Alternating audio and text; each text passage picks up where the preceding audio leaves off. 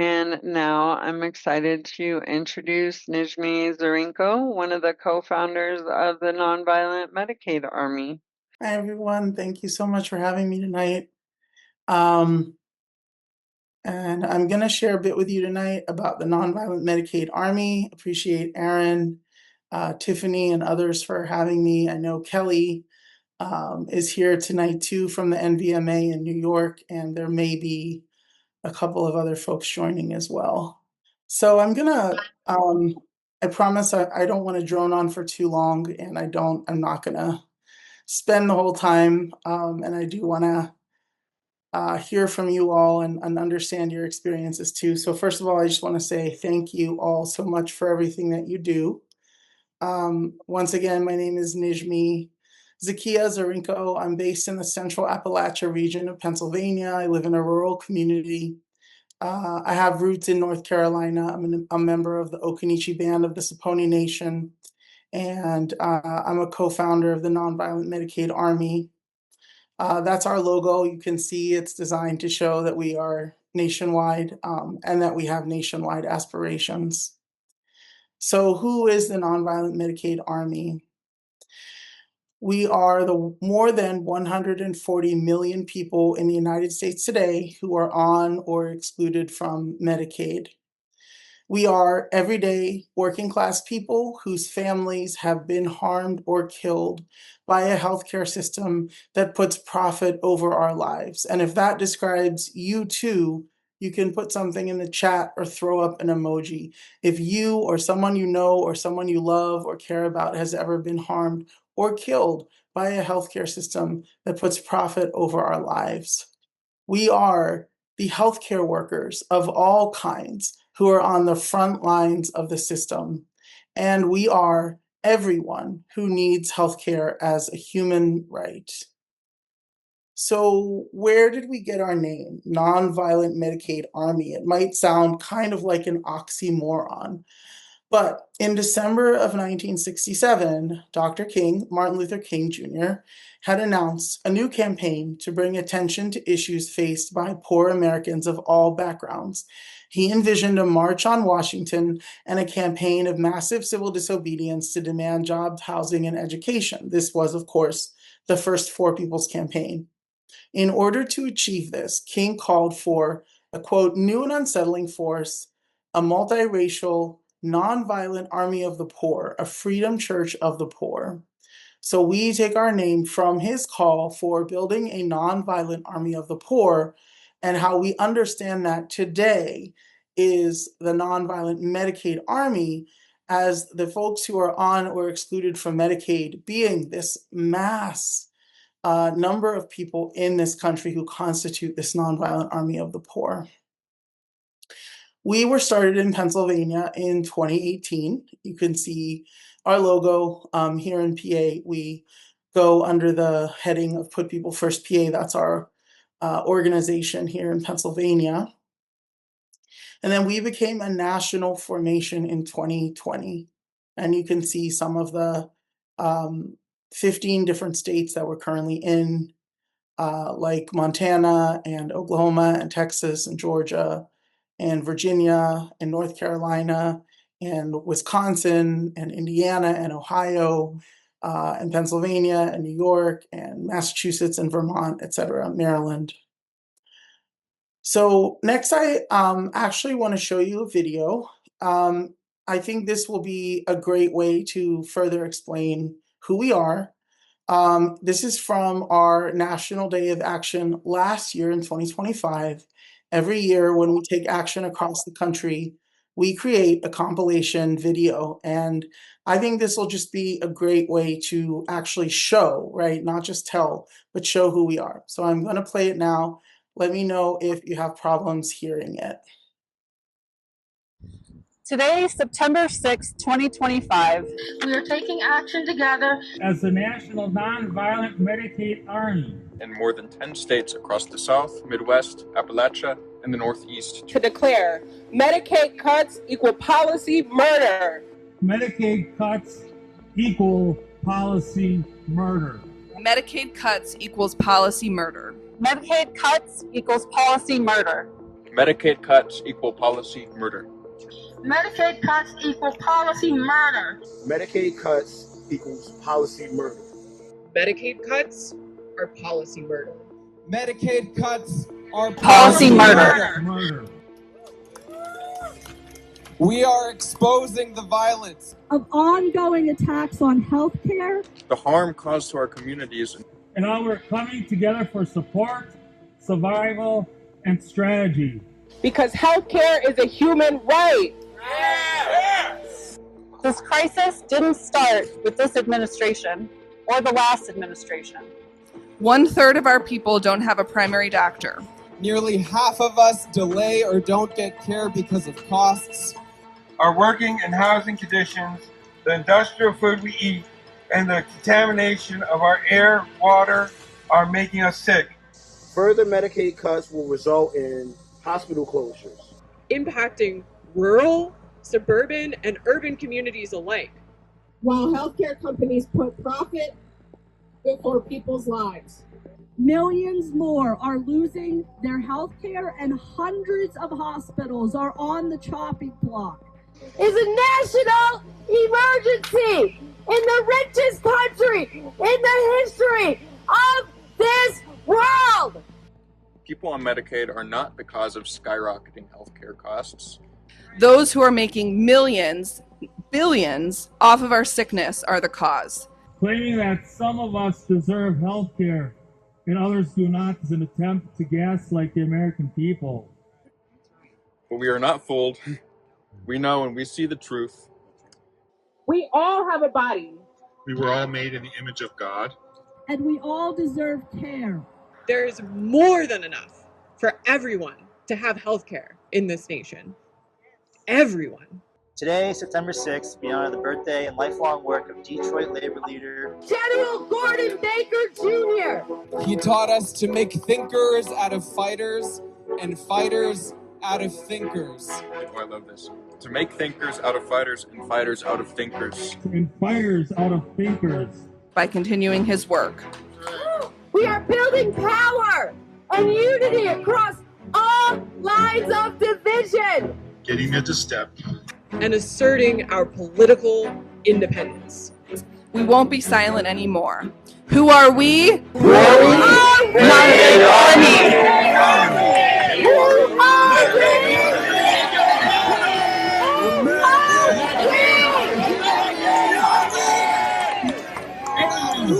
Medicaid Army. Who are we? Who are we? The Medicaid Army. Yeah, and that was actually just one of the videos. There's another video that's a compilation of the days of action, which I can share after this too. But that's a good one too. It's all of us reading the kind of collective statement that we had for last year. So yeah, I would love to ask for any reactions to the video and for y'all to share about some of your experiences trying to get the healthcare that you need. Cool, Tiffany.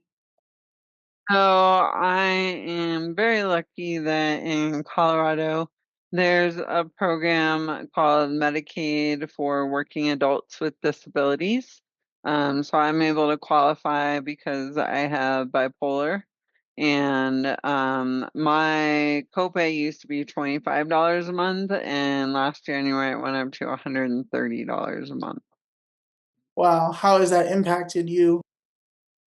Luckily I'm able to afford it right now, but it does, make the monthly expenses that much higher, so I don't have money to spend on maybe other things that I need.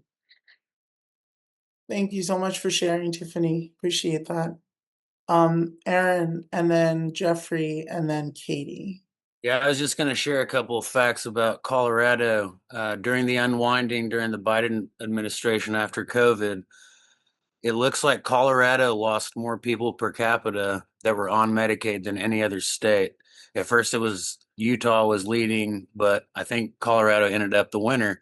They lost 576,000 people, over 33% of all people on Medicaid in Colorado. The governor and the legislature said this was because Colorado had such a low unemployment rate. The estimates that are going to be during this unwinding in 2027, thanks to the big ugly bill, is projected to be over 377,000 Coloradans losing Medicaid. Thank you, Aaron. Thank you. Hi, can you hear me okay? Yeah. Uh-huh. Okay. So with Medicaid, my sister-in-law, so my spouse's brother has a family of 7, and they all have a rare disease. It's it's related to Ehlers-Danlos, the connective tissue problem. And so these kids, all 7 of their kids are at Children's all the time for like in-depth screening for heart issues because it affects their heart and muscle and skeleton issues. And they qualify for Medicaid under this. But however, my sister-in-law spends not just her time taking them to these appointments at Children's in Denver, but advocating for them, calling, like, it's constant calling the insurance company, constant. There was a gap in coverage right when, like, all the kids were supposed to have MRIs just to make sure their aortas wouldn't, like, rupture in the middle of the night. And I mean, they have to have these in-depth screenings because if a blood vessel, pops because of this issue, that's a big problem. And this is my sister-in-law's job, is to just constantly fight with the bureaucracy and constantly make sure that the kids are still on Medicaid. And she worried that with the big, beautiful, ugly bill, some of that funding got stripped away, and like there was a gap in some of her kids' coverage. And I mean, it's just so much emotional labor and like advocacy that parents of kids with chronic illnesses or disabilities go through. And that's just so much stress on these caregivers that are often unpaid. Yes. Thank you so much for sharing, Katie. Thank you. And yeah, this is a great illustration of how these are life and death issues and struggles. And this is what we do in the Nonviolent Medicaid Army. We help people to not have to fight alone. We fight collectively as organizers to assert our healthcare rights and win our healthcare rights. So I really appreciate what you're saying. It reminds me a lot of the kind of tactics that we do so that, your family doesn't have to do that alone. So thank you for sharing that. And Donna. Hey, thank you for doing this call. I want to know a couple of things. How do we work with you here in Colorado to make sure that the Nonviolent Medicaid Army grows and moves forward? And I have a grandson here in Colorado who has Down syndrome and autism, and his parents, my son and his wife, are terrified as junior ages. He's 13 now. And they're trying so hard to keep him at home. My daughter-in-law had been paid as a caregiver, and now they're unclear what situation's going to be there in the waiting period to have care. Everybody knows on this call who's on Medicaid. It's terrifying. And I find it just incomprehensible that we're doing this to families in Colorado. And so I'm working very hard to make sure that Gabe Evans does not get reelected, and because he's not good for us. So anyway, thank you very much for doing the call. And how do we help elevate this Army here in Colorado? Yeah, thank you, Donna. That's a great point, and it's a good segue. I'm not actually done with my presentation, so I'm going to get back into that because that's going to actually kind of really get into what the answer to your question is, right? In terms of how can the Nonviolent Medicaid Army really come to Colorado? So that's a great segue. So I'm going to keep going here, and I'm going to share my screen because I want to make sure that we definitely get to answer that question. just to back up again, right? I want to kind of continue to explain and hopefully break down. I think we can already hear it, right? Like we can already hear why healthcare is so personal, why it's so significant, why it's so powerful and moving, why it's a life and death struggle. So for us, why healthcare? It's not simply an issue area that we work on. It's part of our strategy to unite that 140 million and more that we're talking about in this country, who can fundamentally transform the country if we are united and if we are working together. And so healthcare unites us across lines of division. Everyone needs it. We have a fundamentally different interest in the healthcare system than the ruling class does, and they have no answers to the crisis. In fact, they're profiting off of the crisis. So this is why healthcare. And then why Medicaid? You might be asking too, right? Why Medicaid? Medicaid is the closest thing we have to universal healthcare in the United States today. It's actually the largest program, the largest public program of healthcare that we have. Comparatively, it is, although it is privatized through Medicaid managed care organizations, it's actually less privatized than Medicare is. And people who are on or excluded, remember, we always say excluded because undocumented people, for the most part in this country, cannot get Medicaid, and many other people who deserve it, who need it, right? Healthcare is a human right. People who are making a little bit too much money and all of these other categories, they split us up into. People who are on or excluded from Medicaid represent what we think about as the leading social force, the group of people in society that has the most to gain and the least to lose from a fundamental transformation of society. And that's what the Nonviolent Medicaid Army is working toward. Dr. King's vision in the original Poor People's Campaign of building that nonviolent army of the poor capable of making a fundamental transformation of society. So that's why healthcare and why Medicaid. So these are strategies. We're not seeing them just as issues. And then we heard in the video that they talked about we are asserting our political independence. So what is political independence? We don't talk about ourselves as being nonpartisan or apolitical, but we talk about being politically independent, which means we don't take our marching orders from either of the two parties, which goes back to something that you mentioned, Aaron, and it's a great example, that under the Biden administration, with the ending of pandemic protections, and I'm going to talk about this again in a second, but it bears repeating, so I'll say it more than once. Under the Biden administration, with the ending of pandemic protections, 25 million people in this country were cut off of healthcare and cut off of Medicaid.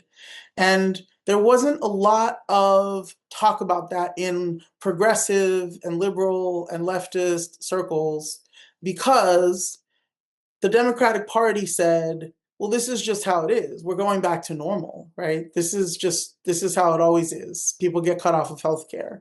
So we're just going to go back to doing that. And a lot of people said, oh, well, I guess that's just how it is. But the fact of the matter is that 25 million people got cut from healthcare. And so for us, being politically independent means that we're going to talk about that. We're going to lift that up and say policy violence, policy murder is policy murder. Cutting 25 million people off of healthcare is policy murder. And I'll tell you what we did about that too, not just what we said about it, but what we did about it. And that sets us up for what we're doing about it today. So here is our theory of change. This is how we believe the change happens. And I hope that folks can see this.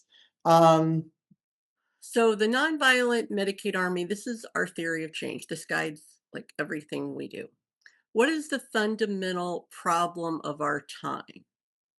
The growing concentration of wealth in a few hands, while the majority is dispossessed.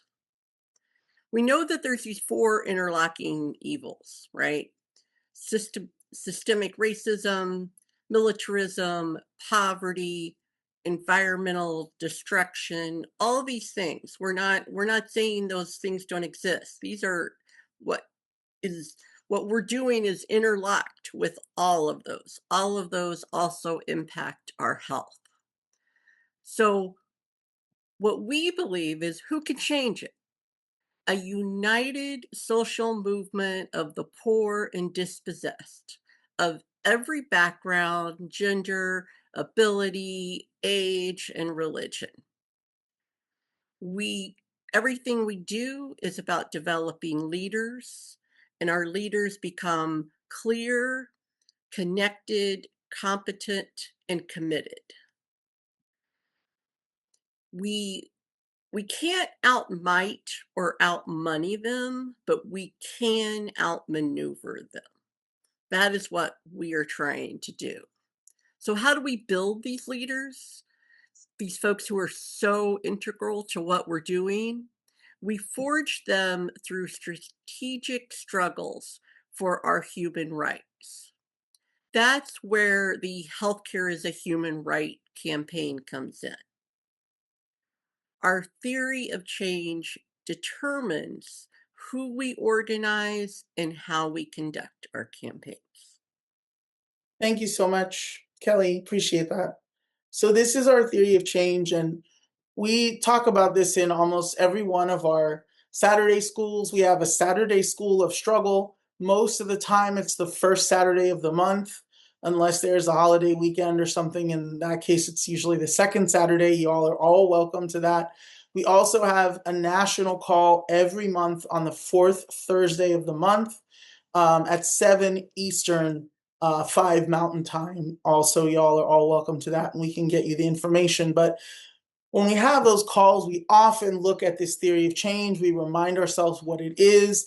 We remind ourselves that we believe that change comes from below, not from above, and that that's what history teaches us, that all changes, fundamental transformations of society have always come from below. This is another reason why we are politically independent. So let's talk about what's been happening. And this is what I said before, but again, it bears repeating. 25 million were cut from Medicaid when pandemic protections ended under Biden. We call it the Great Purge. We as in the Nonviolent Medicaid Army, we launched a Medicaid cutoffs organizing drive, and we fought to help people keep their health care as organizers, not as social workers or a charity. Nothing wrong with social workers, nothing wrong with charity, but we did it as organizers, meaning that we took collective action to sign people up for Medicaid and Medicaid for workers with disabilities, and to appeal when people got cut off of Medicaid, because everyone who gets cut has the legal right to an appeal. And we have taught ourselves as part of this organizing drive how to conduct those appeals and lawyer for ourselves. So we don't rely on lawyers. We have taught ourselves how to conduct those appeals ourselves as people who are on or excluded from Medicaid. And this is the number that I got, Aaron, from the Kaiser Family Foundation. So, it may or may not be exactly what you said, but the Kaiser Family Foundation, which is a pretty reputable source, they collect a lot of healthcare data, said that 776,000 people were cut from Medicaid in Colorado between 2023 and 2024. And we know that, for one, because we went through that Medicaid purge, we know that at least half of the people who get cut from Medicaid get cut because of administrative issues, paperwork issues. Some form wasn't filled out correctly. Something got lost in the mail. Something was mailed out too late. These are reasons why more than half of the people get cut, not because they don't qualify. And so we know that with what's coming, and I'll talk about this with the big, beautiful bill for billionaires, which is what we call it, that just having to reapply more frequently is going to mean that there's twice as many opportunities for people to get cut just for administrative issues. And out of that 25 million, at the end of that process of making everyone have to reapply for Medicaid, and 25 million people lost it in that process, more than a quarter of them remained without coverage over a year later. Some were able to get back onto Medicaid, some were able to get onto ACA plans, but more than a quarter were still without health care at the end of 1 year after the purge, according to the Kaiser Family Foundation. So here are just some pictures, and these are from my home state of Pennsylvania, of this process of doing Medicaid appeals as collective actions. And so, as I mentioned before, everyone who gets cut from Medicaid has the legal right to an appeal. And what we do in the Nonviolent Medicaid Army is that we arm ourselves with the knowledge of how to file for appeals as collective actions.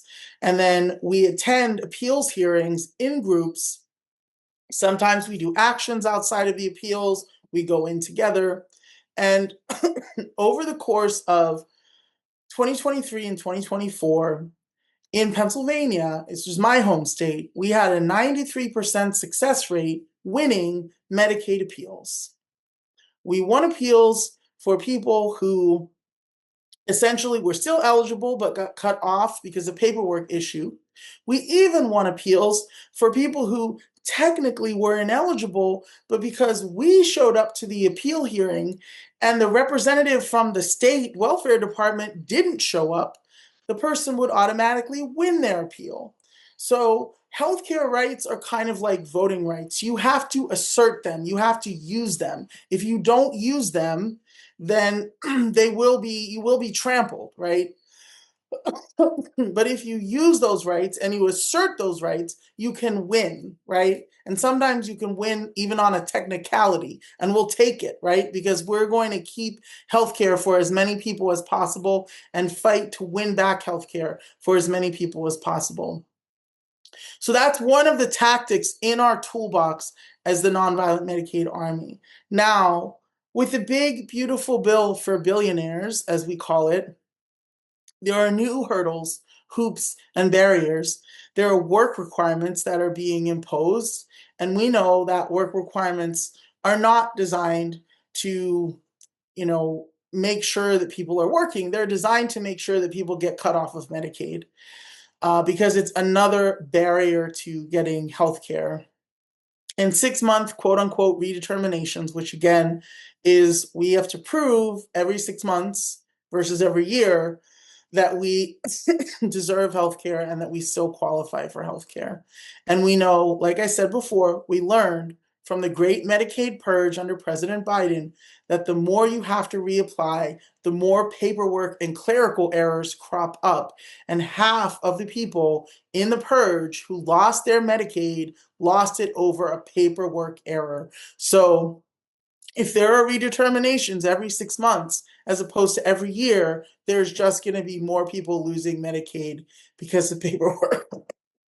This is the numbers from the Congressional Budget Office that are projected to lose healthcare in Colorado. The 73,000 number is actually people who may lose their plans on the Affordable Care Act, and the 123,000 number is people who stand to lose Medicaid over the next 10 years under the big, beautiful bill for billionaires. So what are we doing about it? Well, in the short term, we are doing a mass action for Medicaid on Saturday, September 19th. So in about 5 weeks now. Now, you all are pros at mobilizations, I'm sure. You guys do actions, mobilizations, and I know that you also think about what comes after those, which is great. So our mass action for Medicaid is our 7th annual National Day of Action with the Nonviolent Medicaid Army. It's across the United States. Y'all are welcome to do an action in Colorado or multiple actions in Colorado.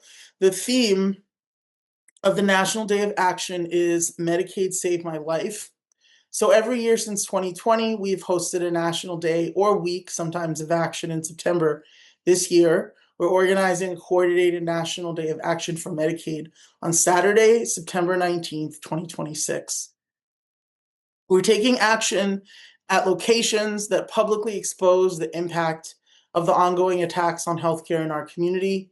For example, locations could be a toxic worksite or housing complex, a hospital that is closed completely or partially, a state office building or Medicaid/welfare office, a healthcare profiteer's headquarters, or another site of harm as it relates to our health, or a location that is in proximity to one of these sites.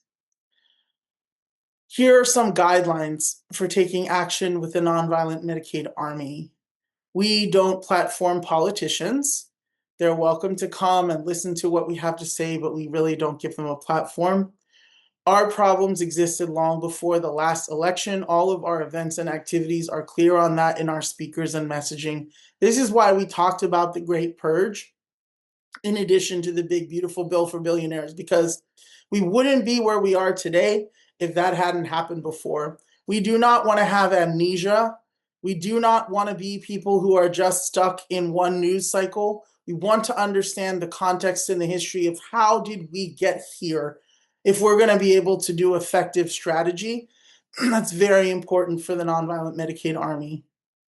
The United States is the greatest purveyor of violence in the world today, said MLK. And so we don't want to attract the violence of the state.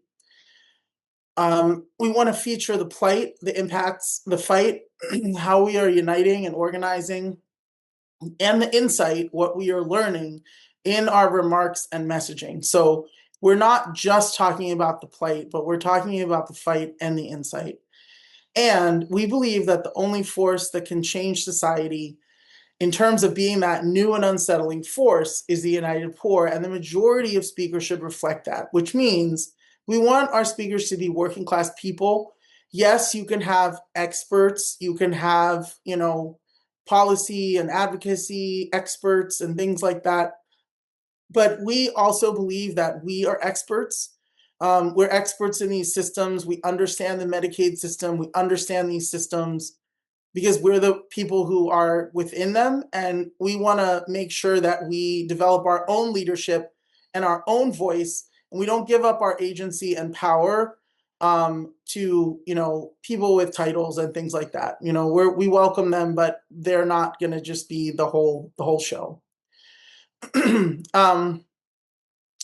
So yeah, it looks like that is the end of my slides. So what I wanted to do is, I guess, both open it up and we can discuss more on this. And I'll also share this toolkit because some of these slides come directly from the toolkit. First, I'll see if Kelly, you wanted to add anything to anything that I said. And then I see that Aaron has a hand too. So. No, I appreciate all of this, Nijmie. I think what we're doing is exciting, and it's also based on history. So we really study political education, and we focus on that in the NVMA. We look to movements before us and study and learn from the mistakes and learn from the successes. And it's really from that we've learned that we have to organize from below, not from above. And yeah, I'm just seeing so much good stuff in the chat. I mean, well, sad stuff. And I really appreciate that people are sharing their stories. And we're, if we can be of some assistance or something, we can try to do that. But yeah, I think that's really all I have to add. Yeah, I'm going to put my email in the chat for anybody that's interested in getting involved with the National Day of Action in Colorado. I live in Oklahoma, and I've spent a lot of time in Colorado. I've got a lot of connections there. I'd be more than happy to help you guys get started with the toolkit and everything. I just wanted to thank you, Nijmie and Kelly, for joining us, and whoever else from the Nonviolent Medicaid Army or Freedom Church has joined us tonight. I met everybody here through the Poor People's Campaign. I got to go to DC in 2023 with my best friend Ali from Tulsa.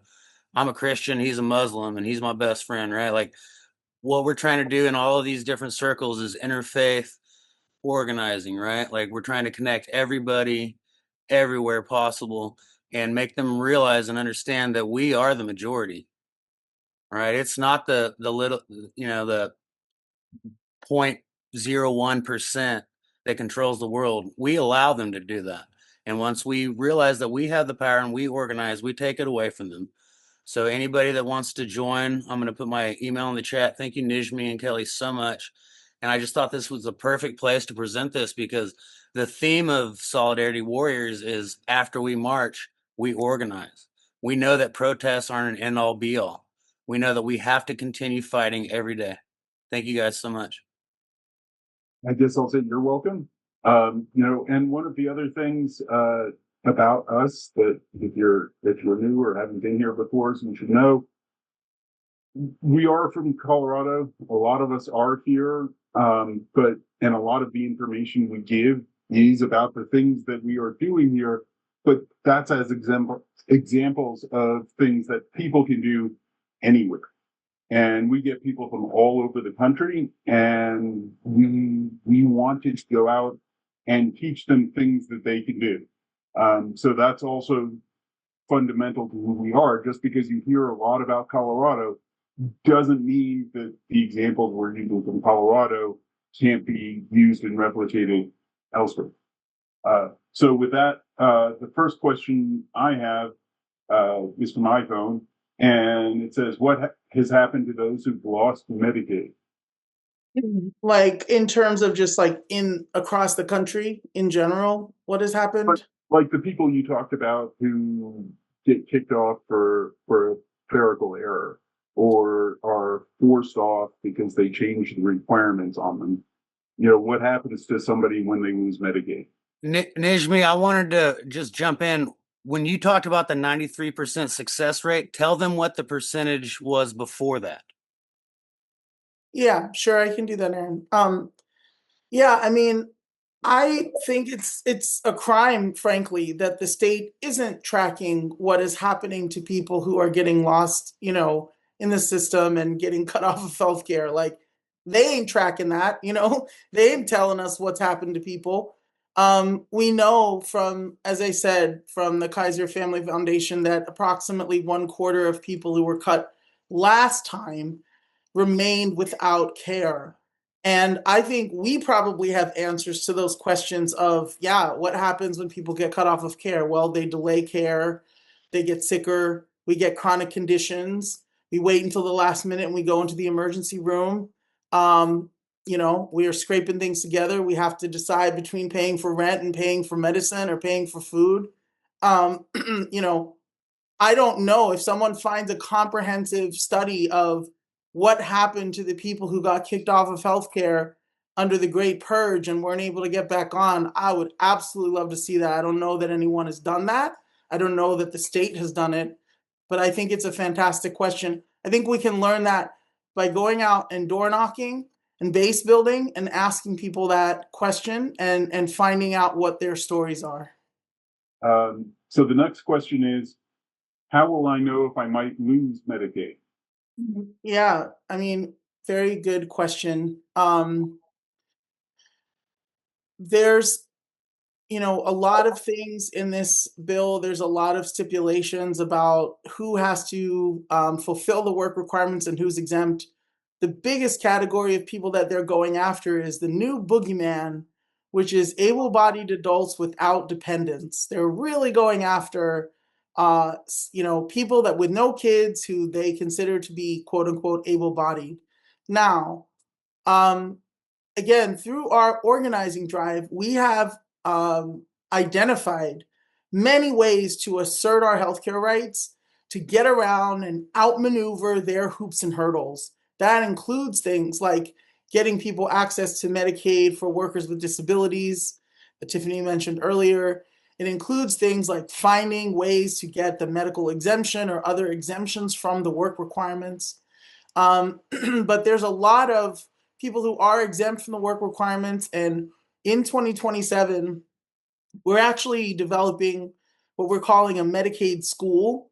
And we're going to be going through on a very regular basis and actually teaching hundreds of people about what's happening in the system and how we can organize and how we can find ways around outmaneuvering the hoops and hurdles that they're throwing our way.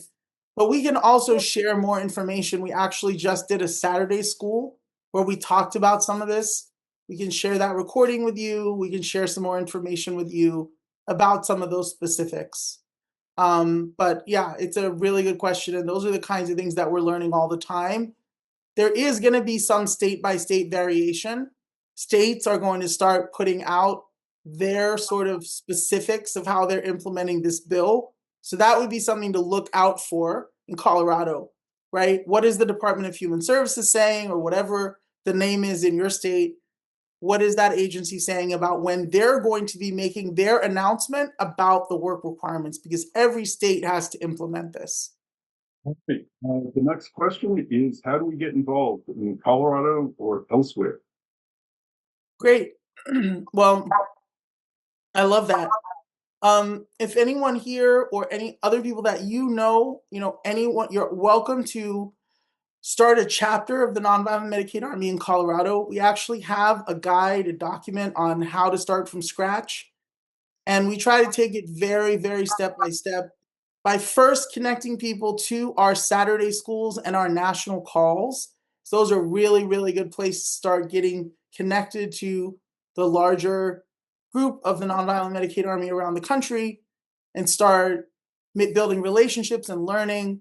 So we kind of take it a very step-by-step process of getting people who are committed, building a core, getting connected, and then getting started in the organizing drive, right? And putting real tools in your hands so that you can start right away connecting to people who are on or excluded from Medicaid and helping them fight for their healthcare rights.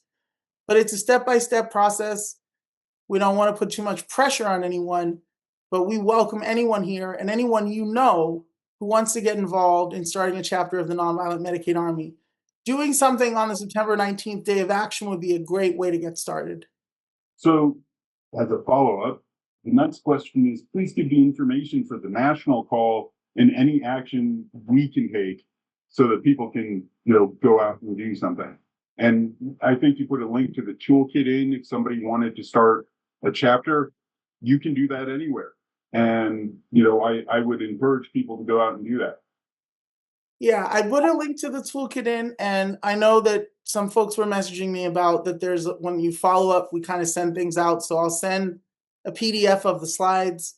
I can send the toolkit, and I can send a link to the next national call and the next Saturday school as well, so people can register for those. And that will be a good way to start getting connected. Ali, go ahead. I've got one more question, but you can go. Yeah, I want to know, is there any type of data out there because of the big, beautiful bill? How many people that actually passed away because of these Medicaid cuts? I was on the call up today and we was talking about SNAP. People are having a hard time, but how many people have actually passed away because of these Medicaid cuts? You said 25 million people got cut from purged from Medicaid rolls, but how many of these people don't actually pass away? Well, Ali, we already know that 800 people are dying from poverty every day in the United States of America, so that's a good place to start. Mm-hmm. Yeah, we are. That came up from 700 a day in 2023. So, if you want to say that, And by the way, for the people on the call, I'm with the Poor People's Campaign also. Yeah, thanks, Ali. I appreciate that a lot. Once again, I think that this should be tracked. I think that this is data that someone should be collecting 100%. The state really should be collecting it, but they're not going to do that. We know they're not going to do that. They don't collect the data about how many people die because they get denied their claim, their insurance. They get denied the procedures that they need, right? They get denied the food that they need. They get denied the care that they need. Those things aren't being tracked. But if they were, I think we can understand the reason why. Why are they not doing that? Because it's outrageous, right? Because it's enraging. Because it's immoral. Because it's unacceptable, right? So I'm right with you. I 100% believe that we should know that. But guess what? We need to be talking about it, right? We need to be talking about it. That's why we say Medicaid cuts equals policy murder. That's why we use that word murder, because it's killing people. Now, they're not tracking how many people it's actually killing, but that's why we get out there into our communities across urban, rural, suburban places, and we talk to people. We talk to thousands of people every single year. And what we know is what our members and people who join this movement are telling us. We don't have the resources of the state. We don't have, millions of dollars to commission a comprehensive study across this country of everyone who's actually died from this. But we have people, right, that we need to organize into a movement that we know have been hurt or harmed, or our family members have been killed. Like I said in the beginning, right, we are people whose families have been hurt, harmed, or killed. That's why I said killed by the healthcare system. So thank you very much for that question. And I'll follow that up from a political perspective. The federal government is not interested in tracking a statistic that's going to make them look bad, particularly this administration. But when you layer on top of that Medicaid is run by states, and the federal government trying to get all of the information from the different state programs is going to be hard enough, even if somebody wanted to do that. And then when you go a step beyond that, it's hard. There's a lot of gray area in saying how and why somebody died. And something like they died because they lost their Medicaid doesn't show up on somebody's death certificate. And finding out who those actual people are is going to be a challenge in its own. So it doesn't surprise me that these statistics don't exist, because it would take a very lot of motivation and probably a lot of money for somebody to go and put those numbers together if the government isn't going to be required to do it by law. So I hope that helps. And then Ariane said, we just got cut off food stamps because my husband doesn't work. He didn't meet the work requirement. He had his leg amputated last year, and all he's known for his entire working life is restaurants, cook, server, etc. Total bullshit. And well, it's the Republicans' fault. There is one thing that I wanted to say about this. All of this plays into a larger question about healthcare and how it's given out in this country. And, all of the cuts they talked about with DOGE, they don't understand how that connects to healthcare and specifically Medicaid. A lot of the rural hospitals rely on research dollars and grants from the federal government, which they were specifically trying to cut in the name of balancing the budget or being fiscally responsible. But we all know that they have blown the budget way more than anything they could have saved from that. But that's going to make rural hospitals that don't have large programs have to close. I mean, because they can't make the money from uninsured and underinsured people enough to stay open. They need the subsidies from the government to do that. And they don't talk about any of those things. In addition to that, for those of you who don't know, when the Affordable Care Act was passed, there was a gap between the people who qualified for Medicaid before people qualified for subsidies. And the government was willing to pay, I want to say 90% of the cost to raise that level of Medicaid so that those two things met. And Republicans made that a talking point and an electoral issue so that Republican states didn't raise Medicaid to cover those people. And, again, people die and people are sick because they can't get that kind of health insurance. When study after study shows it is much cheaper to give government subsidized healthcare to people than it costs the healthcare system to treat uninsured people. Yeah, I hear you. I mean, we really need to decommodify the healthcare system. And I'll say too that this is a great example of a slogan that we have in the National Union of the Homeless, that we only get what we're organized to take, and anything they give they can take away, because what's happening now with the big beautiful bill for billionaires is that we're used to kind of hearing this narrative of like Medicaid expansion versus non-expansion states, but these new hoops and hurdles and cuts are really going after the Medicaid expansion states, actually, right? And so the sort of frame of the debate has gone from, oh, well, the real thing that we got to do is just get everyone to do Medicaid expansion. Well, now Medicaid expansion is actually being undone, essentially. And so again, this goes back to the fact that we need to build the power from the bottom up, to secure our rights, because anything they give us, they can take away. Kelly, if you wanted to say a word about Medicaid Mondays. Sure. Yeah, I'd love to. So one of the tactics that we use in the Medicaid Army is exactly like what's happening in the chat, exactly what people are sharing. We we um we we break isolation by sharing stories, by getting our voices out there and not letting people speak for us. So we do this practice called Medicaid Mondays, which we collect stories, obviously, that people are willing to share with a photo or a video. And this is again from all over the country. We're in states that have NVMA formations, states that don't have NVMA formations. Everyone can submit a Medicaid Monday where they just speak out on why healthcare is important to them.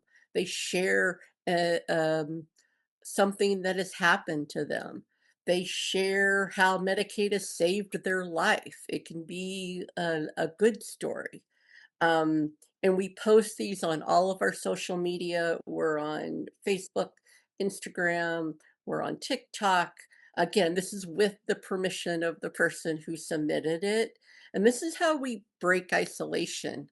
And we help people know they're not alone. Because often when people are going through these kind of crises, it's easy to you're being told it's your fault, and it's easy to think um, like maybe this is like I'm the only one this is happening to.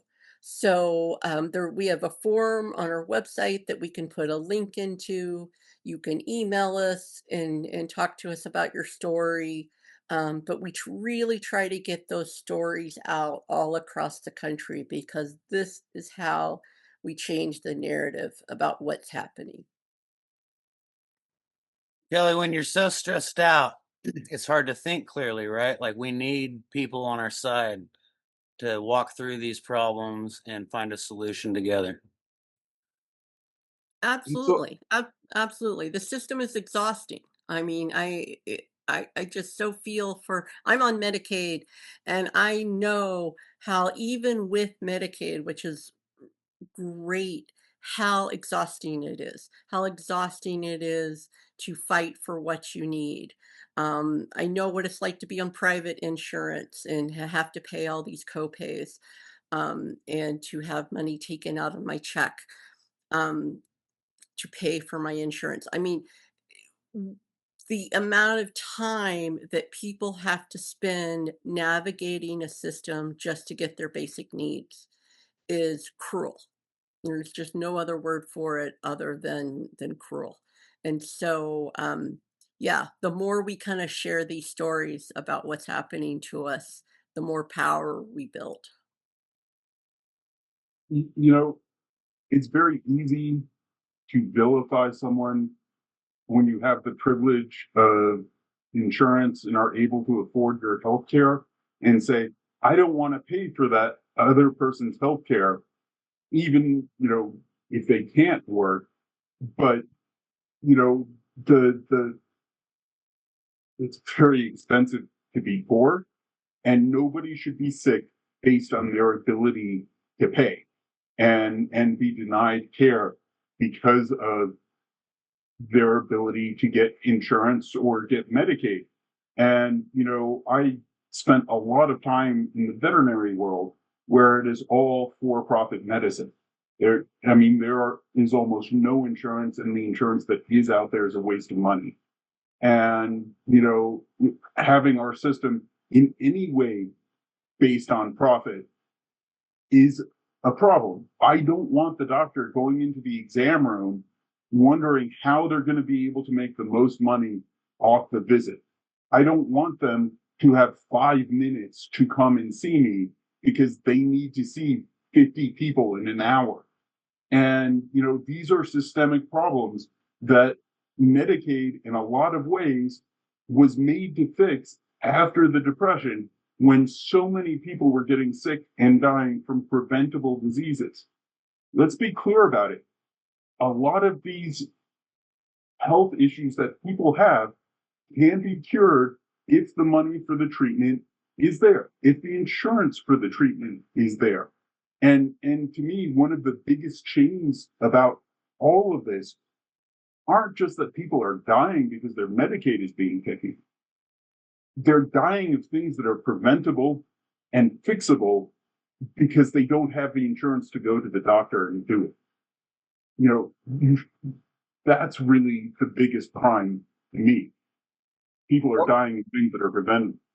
Morgan, in Pennsylvania, I think they're going to spend 1 out of every $3 of Medicaid money from federal government on these private companies to unwind people for work requirements.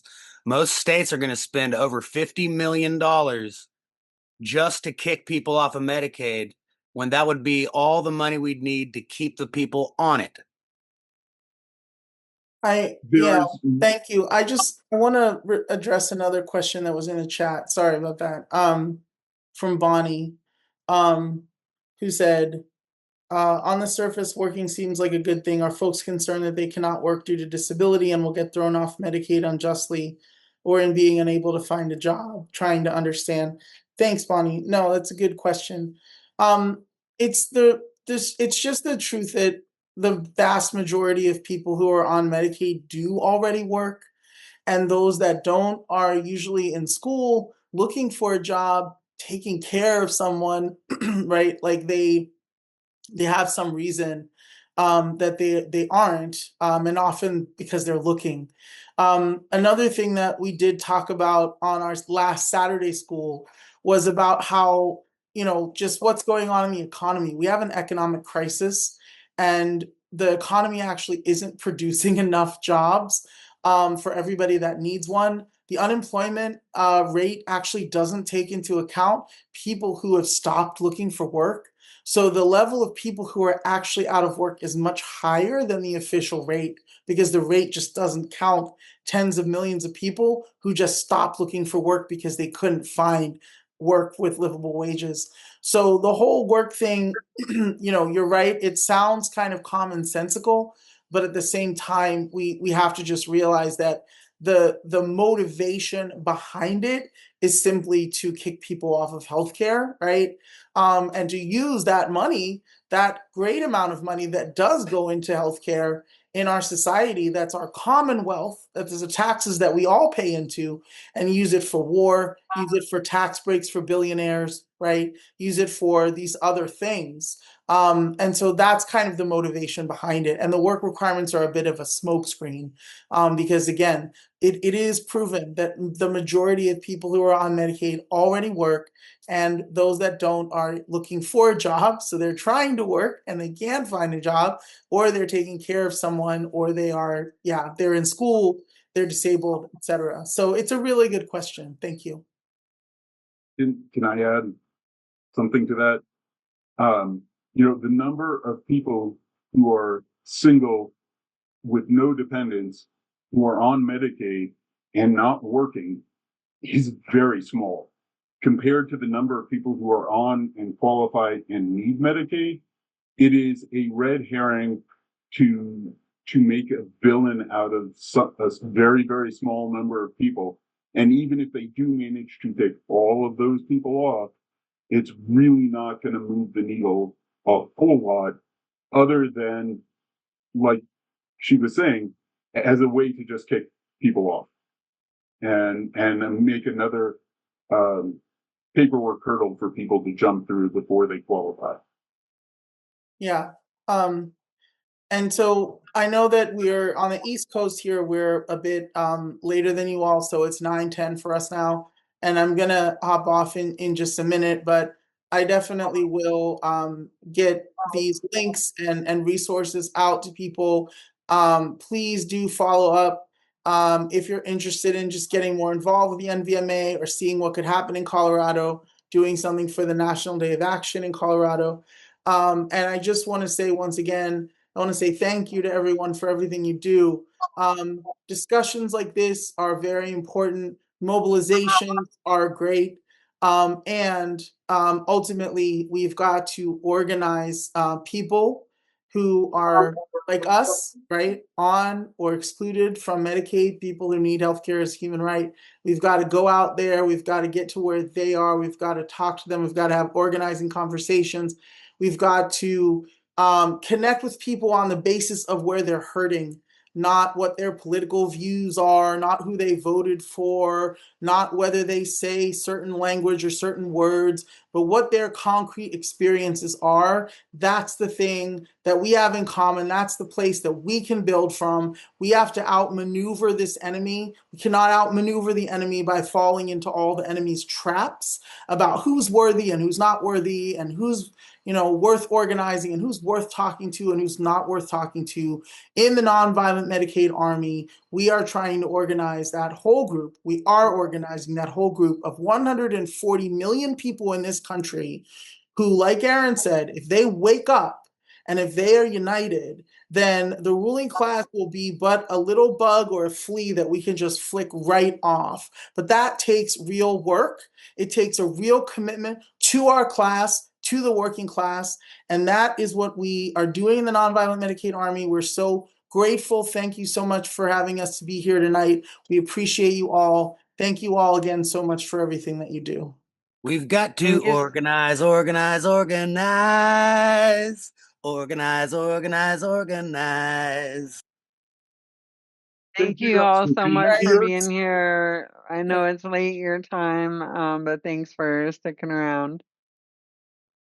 Good night, everybody.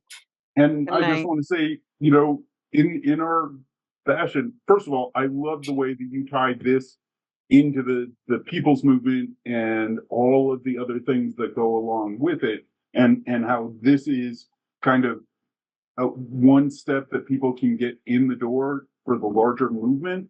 But more importantly, I want people to take the information that you gave them today and go out and do something with it and start their own groups, bring Medicaid up as an issue, ask your people at town halls, go out, and there was a lot of really good information about things that you can do, which we always are looking for.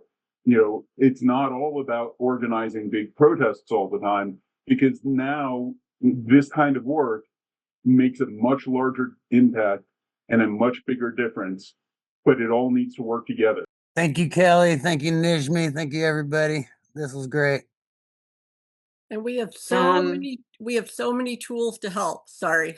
Sorry, Tiffany. No, go ahead. Just had to make one last plug. Like we've been doing this for a minute. We learn from each other. We meet regularly nationally, not just on these national calls, but there are teams and committees and a steering committee that meets regularly with representatives from across the state. Across the country. So we are constantly learning from one another, and we then turn that information into tools. So we can help you with how to do those conversations, how to do organizing conversations, all of those things. So it's less intimidating. And one of the coolest things about the NVMA is every night after the call we have a care team. So if anybody has any personal problems, any stress in their lives, we have dedicated people to talk to you afterwards.